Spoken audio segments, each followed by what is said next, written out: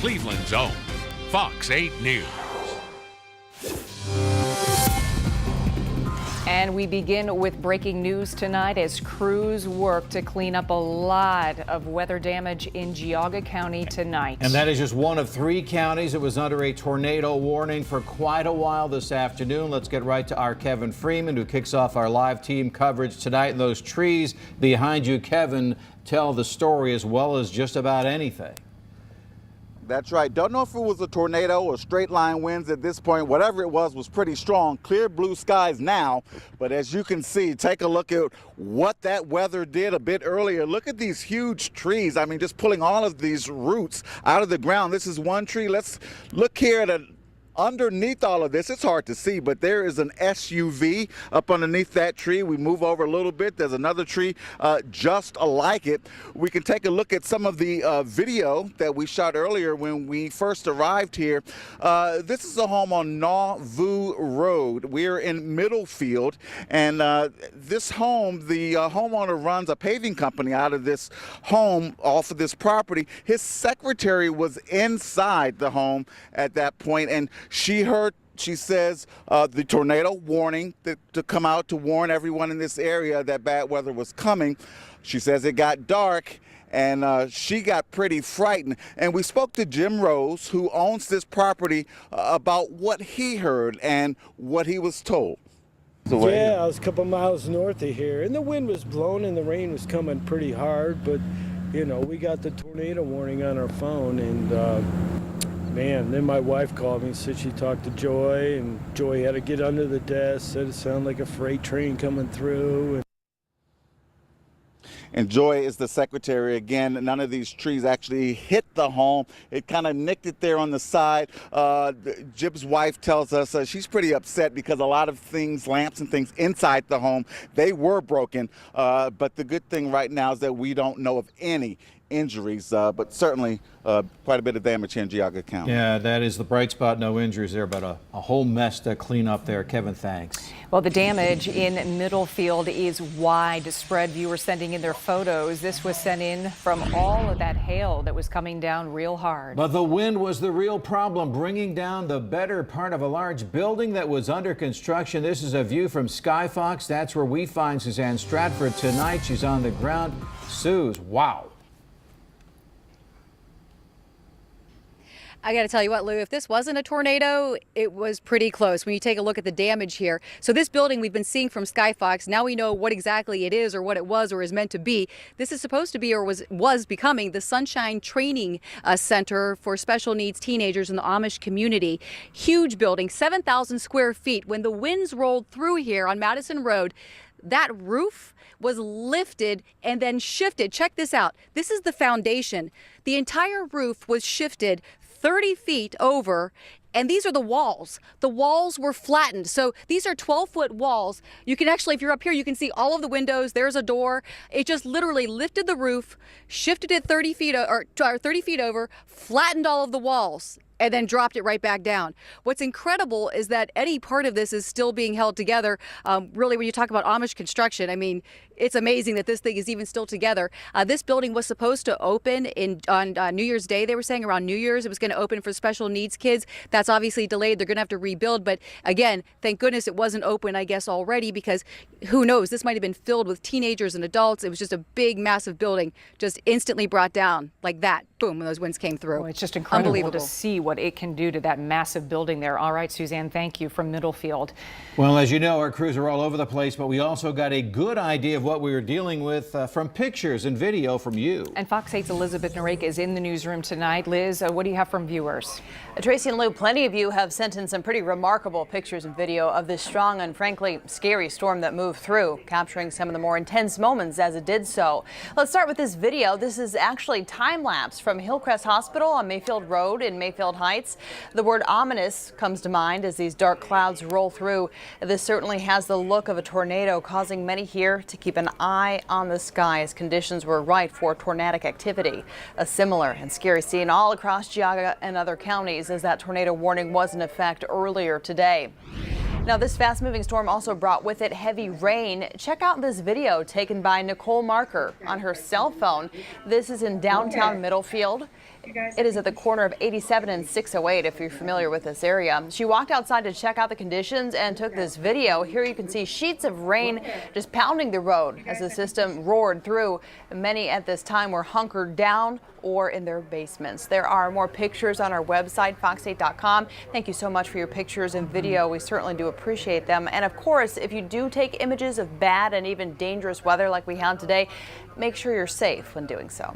All right, Elizabeth, thank you for sharing. Yeah, can't emphasize that enough about the safety. Melissa Mack was so incredibly busy all through the afternoon. And Melissa, give us a recap of what we saw and what we are likely to see in the next few hours. You know what, thankfully things have really begun to quiet down after a very hectic afternoon, but it was really one specific cell affecting Ashtabula, but more than anything Geauga and or Trumbull counties with tornado warnings earlier this afternoon. Started around 2:15 and didn't really quiet down until as we approach more like the 3:30 to 4 o'clock hour. Here's a look at some stronger storms off to our west along 80 and portions of northeastern Indiana and south central Michigan. But in the meantime, things are very quiet here. And the one area that we were obviously very concerned about now, that one specific cell, believe it or not, has just kind of faded away and just kind of collapsed and crumbled. Let's take a look at some areas of concern from storm reports. Nothing is official until the National Weather Service actually does some surveying of the damage. However, some areas near Huntsburg and Middlefield have potential tornado touchdowns from earlier today, from area near Kinsman Road and Nauvoo Road, which of course we have you covered there in terms of our reporters too, and West Farmington in Trumbull County around 2:51, also saying that was from possibly a tornado. We'll know more from the surveying of the damage from the National Weather Service probably as early as tomorrow, and maybe even a little later than that, depending on how strong the storms get tomorrow. Because what's going to be happening is, although it's pretty quiet tonight for the Indians game and of course the big Browns game on this Thursday night against the New York Jets, is a strong cold front's going to be coming in from the Plain States tomorrow around this time frame between 4 and about 8 p.m. The highest risk of severe weather again here across Northeast Ohio tomorrow. Bad news for those football games too. We'll have your forecast for that, plus your weekend, the fall arrival, and the Woolly Bear Festival on Sunday. That's ahead in your 8-day. Tracy and Lou. All right, a lot to talk about, and we want to get everybody caught up on another big story we are covering today. Dozens of people are homeless tonight after a massive fire at an Olmsted Falls condo complex. Flames and smoke were visible for miles there as that fire just raged out of control at the Chandler's Lake condos right off Sprague Road. Matt Wright is there with us tonight. Matt, a disaster there for so many people. Lou, Tracy, tonight firefighters remain here at the scene monitoring for hot spots after this incredibly intense fire. You can see it destroyed this building. Witnesses I spoke with say they heard an explosion, then heard the fire alarms, and they got out, and miraculously everyone made it out. Roaring flames and billowing smoke as fire tore through the Chandler's Lane condominiums. Someone pounded on my door and said, "Get out of here, there's a fire." Firefighters attacking the inferno from all angles. Residents running out, then watching as their homes burned. One taken to the hospital. Nightmarish. I just can't believe it. I just hope everyone got out and it's my building. I've been here 16 years. I just want everyone to be okay. Witnesses say they heard an explosion before the fire broke out around 10:30 Thursday morning. Investigators say it appeared to start in a third-floor unit before quickly spreading. It was like a loud popping sound, and you can look out the window and see like paper and confetti falling down. The building has 48 units. Its wood frames fueling the fire, which spread through all 3 wings, forcing firefighters out. 2 were hospitalized with minor injuries. They conducted a primary search, did an interior attack. Then at approximately 11:20, we ordered all crews out of the building. As investigators work to determine a cause, the Red Cross is assisting the displaced. 66 years of my life is in ashes, but that's okay. I'm out here and I'm fine. Now left to rebuild their lives. It's devastating, because now you got to start all over somewhere. Some of the victims tell me they are staying with relatives tonight. There has also been a shelter set up at the Olmsted Falls City Hall. They are also accepting donations there for the victims. And Matt, I heard you in one of our newscasts say you felt the heat from those flames from a long way from the fire. It was so intense, the heat, the flames, they were moving quickly. We were about 50 yards away and you could feel the heat on your skin. It is impressive that everyone could make it out. Absolutely. All right, Matt, thank you. Well, now let's talk Browns. Sky Fox is up over downtown Cleveland tonight as fans file in for tonight's big primetime matchup. This is it, Tracy. This is the night the Browns get a win. Cleveland Browns looking for their first win in over 630 days, as a matter of fact. They take on the Jets on national TV. PJ is live there at First Energy Stadium. PJ, how you feeling about tonight? Yeah, tonight's a night that the Cleveland Browns certainly can get off the schneid, if you will, and get that first win in over 630 days. But they're going to have to play good defense. They're going to have great offense, and the special teams have to be special, unlike they were the first two games of the season. Tyrod Taylor has had some success against these New York Jets and this defense. In fact, he threw 4 touchdowns in 2 games last year as a member of the Buffalo Bills, and he even got a win against these guys. So hopefully he can do that same kind of thing tonight, except this time leading the Cleveland Browns. He struggled in the season opener against the Pittsburgh Steelers, completing just 37% of his passes in the rain, but he did throw the game-tying touchdown. He was much better Sunday against the Saints. He completed 73% of his passes, including that bomb to Antonio Callaway on 4th down that put the Browns in position to steal a win on the road. The veteran says the Browns offense is starting to find its rhythm, but there's still plenty of room for improvement. Well, the last 2 series, for us to take the ball down and score for sure in a critical moment, and us to get the ball back down the field for a chance to tie the game up was definitely some growth. Made a lot of progress in that game and moved the ball up and down the field at times. We just got to be able to close out certain drives and understand how to finish games. The Browns haven't had a whole lot of luck on Sunday. They've lost 34 in a row and 1 tie, but on Thursday nights, they're 1-2 in their last 3 games, and maybe another one coming tonight, another victory that is, against the New York Jets. Yeah, 1-2 is not great, but it sure beats some of the other numbers. PJ, hopefully we'll get a win tonight. Thanks. Well, it is a place where kids are supposed to feel safe, but that's not the case. After another shooting at a local rec center, still ahead tonight at 6. The warning signs the I-Team learned have been a long time coming. And still on the run after a 5-day search. New details now on a celebrity bounty hunter's plans to find a federal fugitive.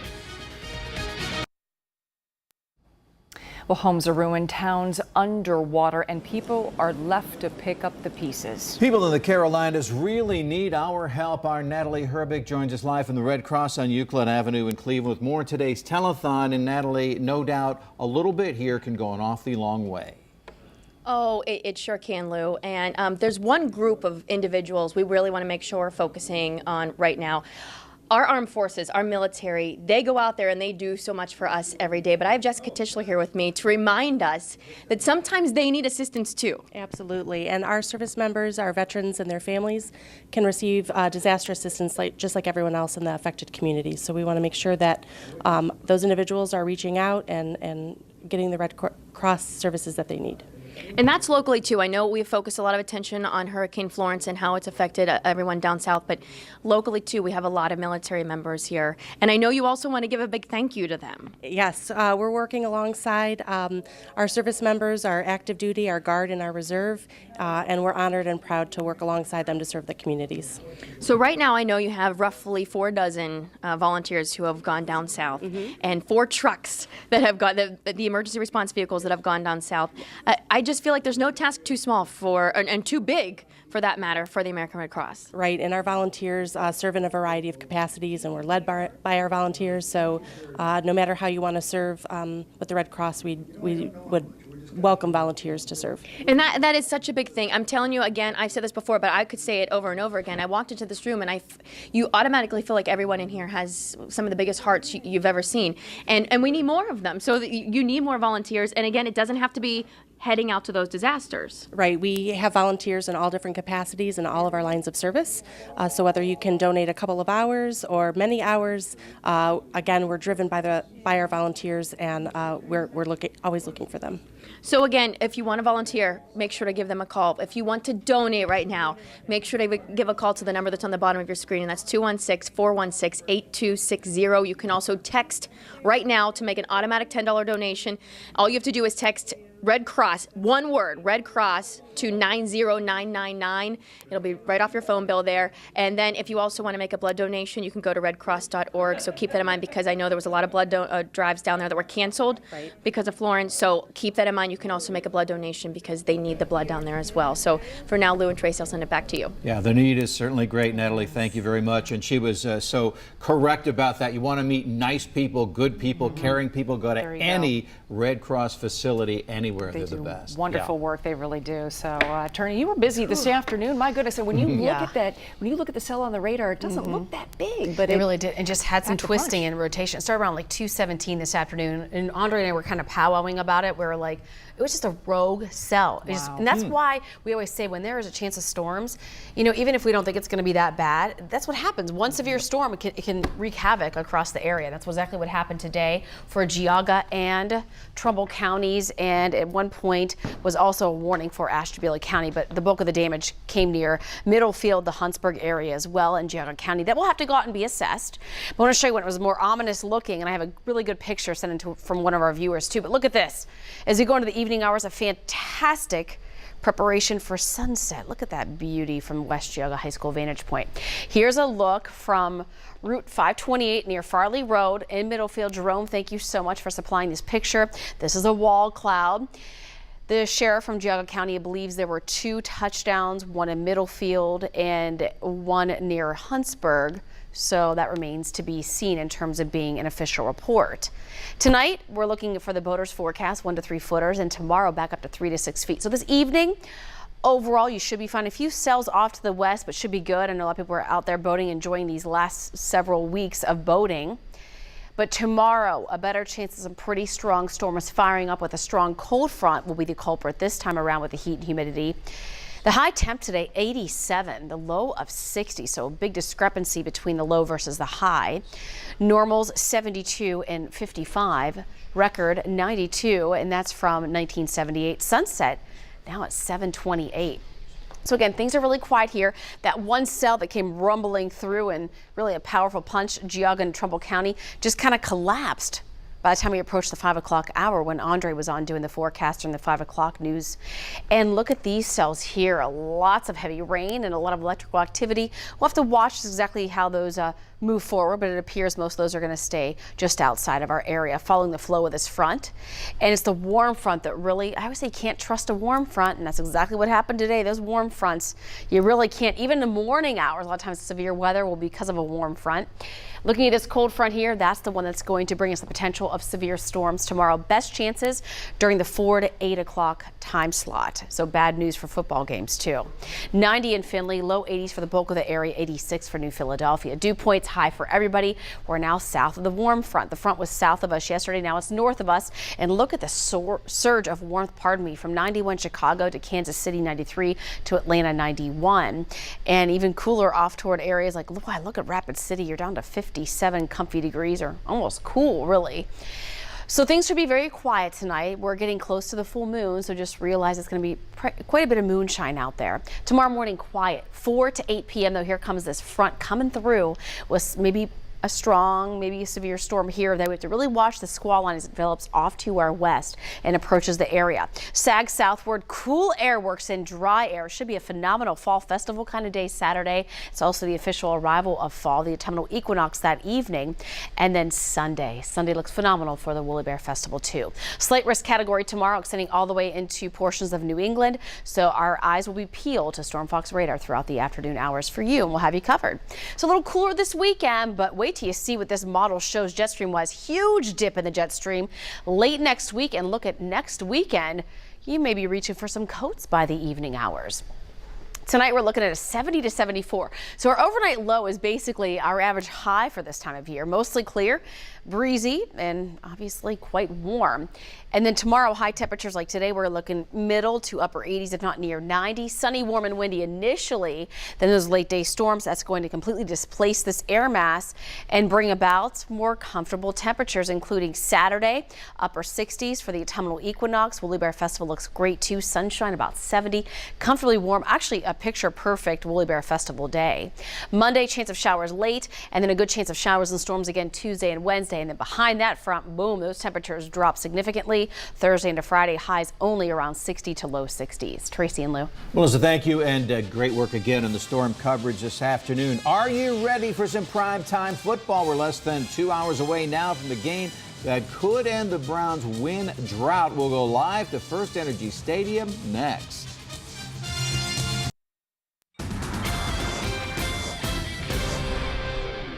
Hi, everybody. The Browns defense has started a trend. They'd love to keep that trend going tonight against the Jets. They've forced 8 turnovers so far this year, and tonight they're facing a rookie quarterback in Sam Darnold. It's an opportunity to rattle a young signal caller and perhaps get their first win since the Obama administration. So what can we expect tonight in Cleveland? Let's get a preview and head down to the ballpark, the stadium, P.J. Ziegler at First Energy Stadium. Hello, sir.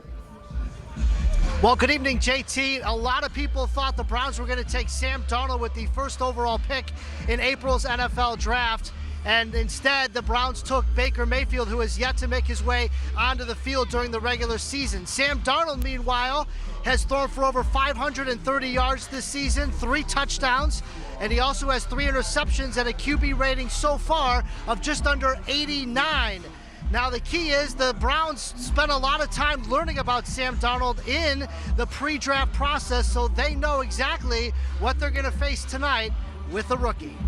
We're going to use every piece of information we can. You can believe it. Yeah, I mean, we have an idea of who we're playing. There's no doubt. I mean, he's a tough, competitive young man. You know, he's not going to shy away from anything, and he's going to stand there and try to make plays when it need be, and he doesn't get rattled much. So we'll use all the information we have to our advantage. And still no word yet on if Christian Kirksey or Jarvis Landry will play tonight. That news should come out in the next few moments, but all indications appear that Jarvis Landry will play for the Cleveland Browns tonight. We'll wait for the official word from the Browns coming up in just minutes. JT? All right, thanks, PJ, live at the stadium. So here's my keys to opening the fridge tonight. You know, that promotional thing that a certain beer has set up to celebrate a much-awaited win. You run for 4 quarters. We saw some progress running the ball last Sunday.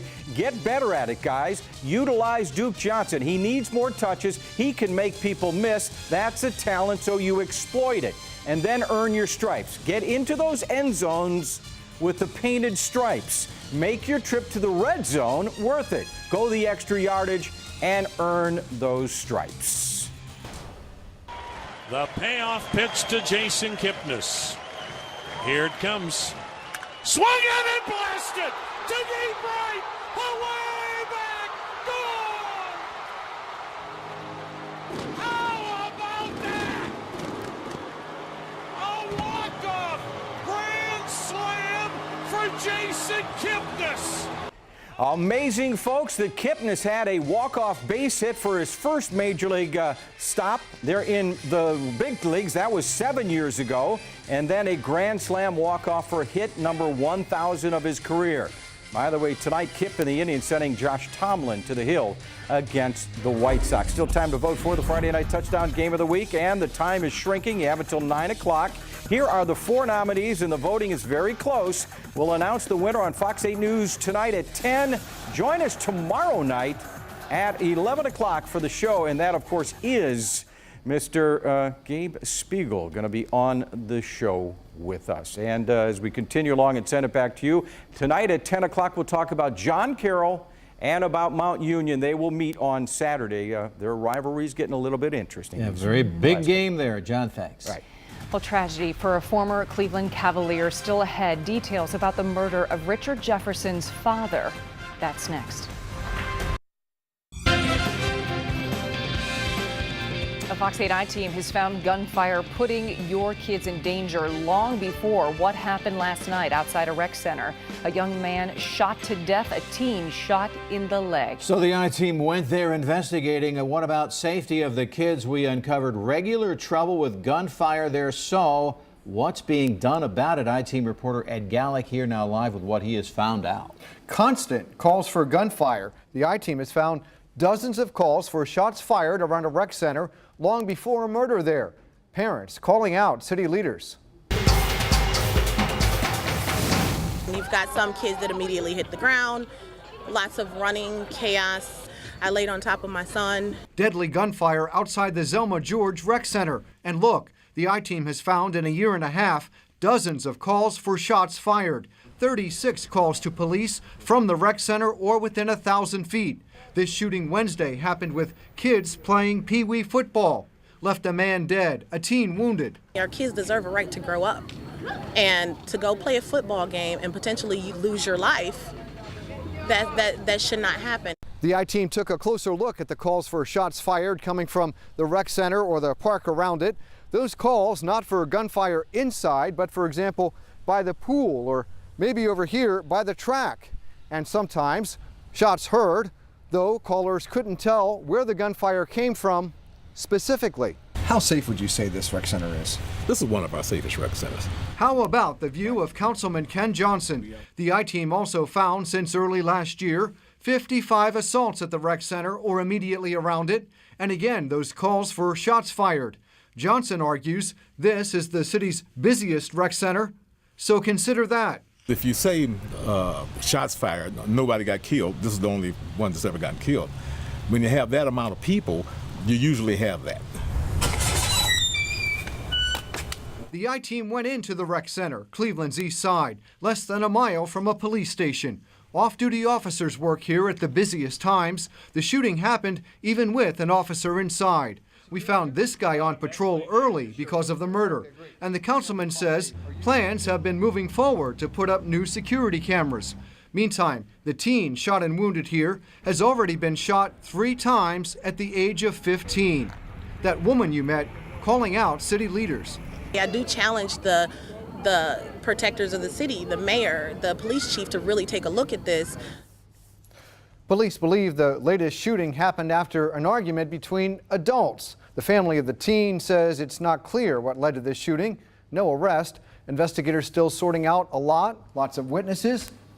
How many will talk? Ed, you mentioned in your report new security cameras. This is not exactly new technology here. The cameras have been around a while. I mean, what is the status of that? Exactly. 2018 cameras, you would think, are a given at a place like that. And the councilman says the city just hadn't had the money until now, and the cameras now have been bought. It's just a matter of installing them. But here we are in 2018, and no cameras, he tells me, caught that incident last night. Here we are. All right, Ed, thank you. Well, federal, state, and local officers are working together for a 5th consecutive day, searching for any sign of federal fugitive Sean Christie. Christie is believed to be hiding out in an area after crashing a stolen truck along Interstate 71 over the weekend. He's wanted for making threats to police and the President of the United States.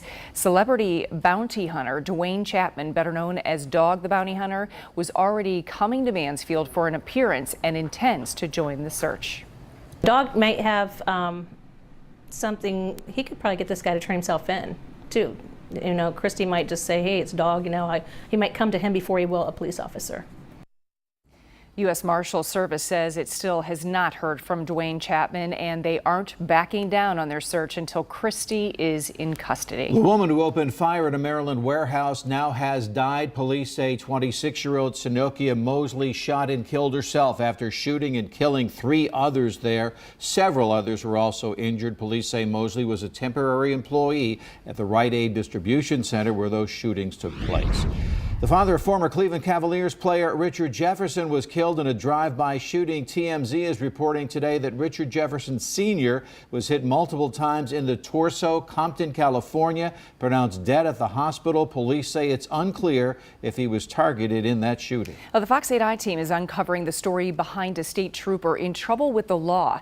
Our Peggy Gallick spoke with the trooper who says he's innocent. Counts of child endangerment and disorderly conduct. Your Honor, this is a Bedford case. Ohio State Highway Patrol Trooper Eric Billups appeared in Bedford Municipal Court Thursday to face 3 misdemeanor charges, including 2 counts of child endangering. Are you employed? Yes, sir. By who? State Highway Patrol. The Fox 8 I-team obtained this Bedford booking room video, which shows Billups after he was arrested by Bedford police early Wednesday morning. Bedford Deputy Chief Rick Sutz says Billups locked his 2 small children and their mother out of the house. Officers went to the home and tried for 3 hours to get Billups to open the doors. Our officers were there. Our officers made it very clear that the small child, the 2-month-old, had a dirty diaper, needed clothing, needed a diaper change, needed formula. Made it very clear that the 4-year-old needed to get inside and get clothes. And we're talking 1, 2 o'clock in the morning, so no child that small should be locked outside of their home. But Billups says he is not guilty of the charges and he plans to fight them. So due process, that's the good thing about America, and I'm innocent, definitely. I appreciate it. Thanks, Fox 8. The trooper has been placed on a paid administrative leave while his case is pending here in Bedford Municipal Court. An official with the State Patrol said the agency is also conducting an internal investigation. Yes, sir. The trooper is free on bond and due back in court next month. In Bedford, Peggy Gallick, Fox 8 I-team. Peggy, thank you. A fired Warrensville Heights police officer filed a federal lawsuit against the city claiming they violated her First Amendment rights. Nakaya Jones and her attorneys claim she was fired last October following the fallout from a viral Facebook post a couple of years back. In that post, she heavily criticized 2 police officers who were involved in the death of Alton Sterling in Baton Rouge, Louisiana.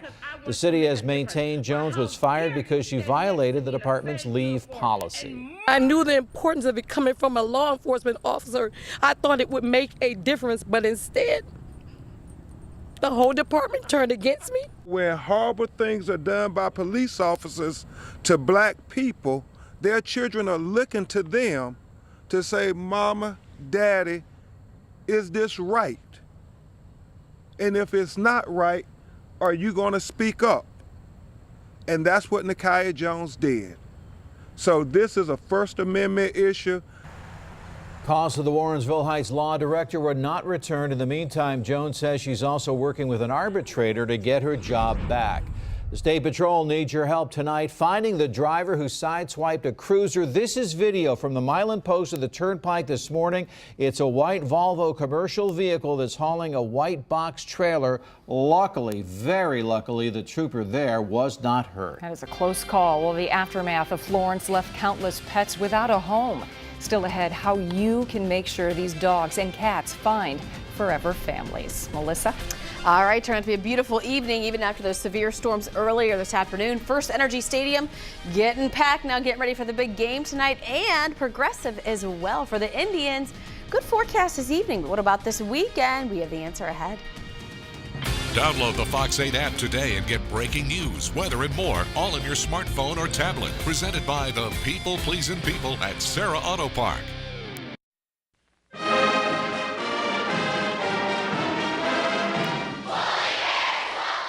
That's our Woolly Bear music, Woolly Bear graphic. You know what we're talking about here, just days away now from the 46th Annual Woolly Bear Festival. Join us this Sunday, September 23rd, downtown Vermillion. It is so much fun. There's a parade, a costume contest, and the Woolly Bear 500.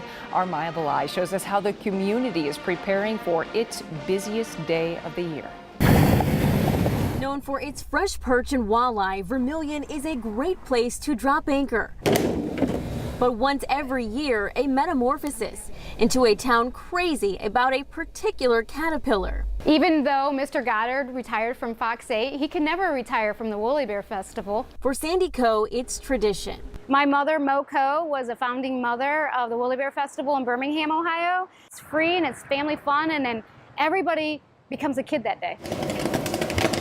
At Poppin' Around Gourmet Popcorn, they are trying to meet demand for their special Woolly Bear mix. Inside Brummer's homemade chocolates, it's all hands on deck to prepare 1,300 of this dessert. The 46th annual festival continues to grow bigger than the dream of the man who started it all. Costume judging?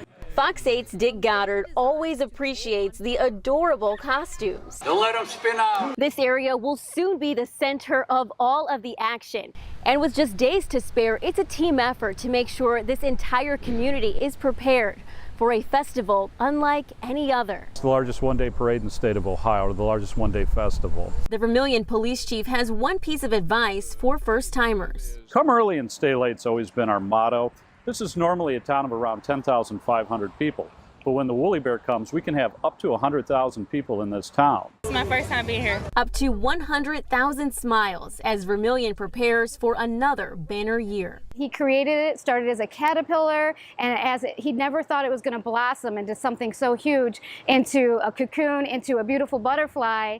In Vermilion, Maya Belai, Fox 8 News. We just love her. She's so full of energy. She's the best. She just loves this event. Look forward to seeing her, working with her on stage. We'll be doing the parade 1:30 on Sunday. Melissa, You'll be there doing the big forecast. job. I mean, I need to see a woolly bear. Would be kind of helpful. I mean, it's kind of hard to do the forecast. I haven't seen one. Have you guys seen one? I have not seen one. No. I have not. And I walk every morning outside. There's like no excuse for it. And I mean, I walk. I'm not running, so I don't see anything. You'll see plenty on Sunday. I don't see them. I need to see a lot of them too to kind of make this prognostication, so to speak, as we do look outside from earlier today. Boy, there was quite a cell out there that really got out of hand in Geauga County and into Trumbull County between about 2:15 until about 3:30, 3:45-ish, and now it's beautiful. Look at all the people getting ready to jam-pack First Energy Stadium and or going over to Progressive this evening, and maybe you're just going to enjoy it from the comfort of your couch, and there's nothing wrong with that. Around midnight, temperatures will still be in the upper 70s to about 80. It's going to be a warm and humid overnight, but should be quiet. I do want to watch these cells. They're moving mainly just to the east-northeast, but we'll have to just watch a little bit here just in case it skims maybe near the Toledo area. We're going for things nice and quiet here the rest of the evening. Great news is people are packing into the stadium and the field right now. Let's get a double win. Let's do it. We got the Indians, we got the Browns. Let's just get this done. All right, high pressure to the south and east. We're in this huge warm sector. I'll show you with these warm temperatures across the board here from Kansas City in the 90s today, Atlanta, and some of our backyards were also around 90. The cold front out there to the west is going to spawn the threat of severe storms between about 4 and 8 p.m. tomorrow. Currently temperatures in the 80s, a 90 in Findlay, 87 Cincinnati and our state capital. Dew points high across the board. They rose just as we had expected. Now tomorrow morning still very high, but the front starts coming through. Bad timing for the football games, but once it goes through, these dew points drop fast, and so do the high temperatures. We're in the warm sector tonight, clear and beautiful start tomorrow morning. Another warm, sticky day. We'll have to watch for some strong storms getting out of hand tomorrow afternoon and evening, mainly between 4 and 8 p.m. After that, things quiet down. Cool air works in rapidly tomorrow night, and by Saturday, the autumnal equinox, the temperatures will be falling right along with it. Overnight lows are going to feel like the average high temperatures for the year, right around low mid 70s, mostly clear. We're approaching the full harvest moon officially on Monday. Highs tomorrow 85 to near 90, sunshine to start, late day storms around with that strong front, and then it's back to upper 60s, a little below normal as fall arrives on Saturday evening. Sunday around 70. Woolly Bear Festival looks phenomenal forecast wise. We'll have to look what the Woolly Bear is saying for this winter though. Chance of showers late Monday, and then storms are likely scattered about Tuesday and Wednesday. Behind that front, temperatures drop in a big way, even bigger than the drop this weekend. We're talking highs around 60 or so the end of next week, and next weekend looks very cool as well. Tracy and Lou. That'll get your attention. Thanks, Mel. Meantime, the tough times do continue for others around the country here. People in the Carolinas picking up the pieces still after Florence left entire communities underwater. It's an awful situation there. So today we are helping the Red Cross get the resources it needs to make sure that those people get the help they need. So let's check back in with Natalie Herbeck for the very latest. And there's so many ways that people can help out. There are so many ways. I have been transformed since I've been inside of this room tonight. These people here are absolutely amazing, and they need your help. So right now I'm joined by Matt Garrity, who also happens to be the board member of the Greater Cleveland chapter, and he's the executive VP of Home Savings Bank. I think that speaks volumes, Matt, to the fact that there are great corporations here who step on board and want to help. Absolutely. It's important to give back to the community. It's the mission of our bank is to be good members, good stewards of the community and what we need to do. And I think there's lots of great companies in Greater Cleveland that not only donate financially, but also have the support of their people and donate the man hours as well. I mean, so he's worked all day and then came here and now he's answering phones. For you, why did you want to get involved initially with the Red Cross? It's a great mission. It really directly helps people at the time that they need that help the most. It's a great way to give back. You get so much more back as a volunteer than what you're actually giving other people. It's so rewarding. Really, everybody in here, they come from all walks of life, all different kinds of careers, and I feel like everyone is a family. I want to just look behind me real quick here. If you see some of these pictures, sometimes it's one thing to say you want to give a donation, but to see the faces and the opportunities that you are giving to people, I think that just tells a different story. And when you look at some of these pictures, how heartwarming they are, how devastating they are. Some of these national pictures, some of them, there's up on the wall over here that are local stories too. And I'm sure as you being so involved in this, when you see things like that, Matt, there's no other way that it touches your heart more, probably. Incredibly rewarding to see people get the help that they need. Absolutely. So again, all we're asking you to do right now, if you can absolutely do this, is to make a donation, any donation, monetary-wise. And the number to call is on the bottom of your screen, 216-416-8260. You can also text Red Cross, one word, Red Cross, to 90999. Simple and easy. And if you'd like to make a blood donation as well, you can go to redcrossblood.org and sign up, or come down here throughout the week, and they will gladly accept you in. Tracy and Lou, it really is, and I thank you, Matt. It is just a remarkable thing to walk into this room. I'm going to leave here a changed person. I really am. Well, Natalie's a very special person to begin with, so I can't believe she'd be any more special. But a great cause. Please give if you can. We really do appreciate it. Well, it is not just people who need help. The 4-Foots do as well. A whole slew of dogs and cats are in Parma tonight as a result of that hurricane. A group called Puppy Pipeline, which is a transport organization, brought in a truckload to Northeast Ohio SPCA. Our job essentially is to help them out by taking the adoptable animals so that we open up space for them so they can take in animals that are displaced for the hurricane. So all of the animals are up for adoption. If you're interested, go to fox8.com and click Seen on TV. Summer isn't even over yet, but you might want to start thinking about your holiday travel plans, what experts say is the very best time to book a flight.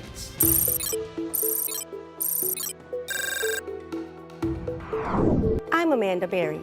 Let's work together to find the missing and bring them home to the ones who love and miss them. Gia Lewis was last seen August 25th of this year. She left her group home and never returned. Gia is 19 and 5'1". She weighs about 180 pounds. If you know anything that could help detectives, call the Cleveland Police Department at 216-623-5262. You can read about Gia and other missing people anytime on fox8.com. And please share their photos on social media. I'm Amanda Berry, Fox 8 News. Fox 8 News is brought to you by your local Chrysler dealer.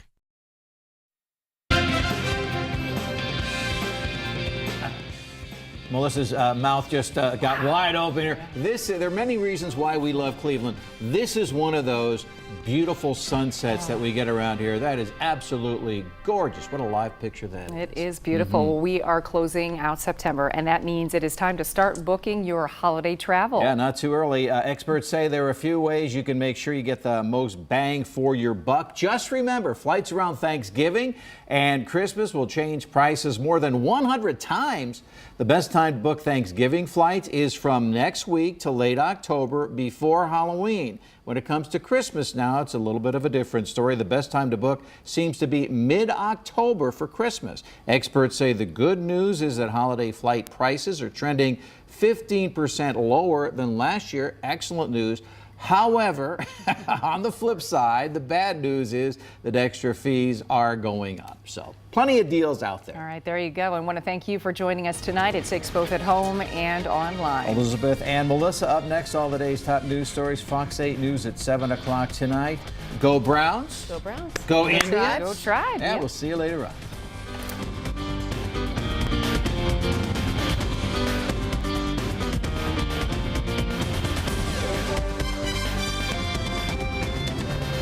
Fox 8 News is brought to you by the Calvetta Brothers Floor Show. It's time to fall in love again with your home.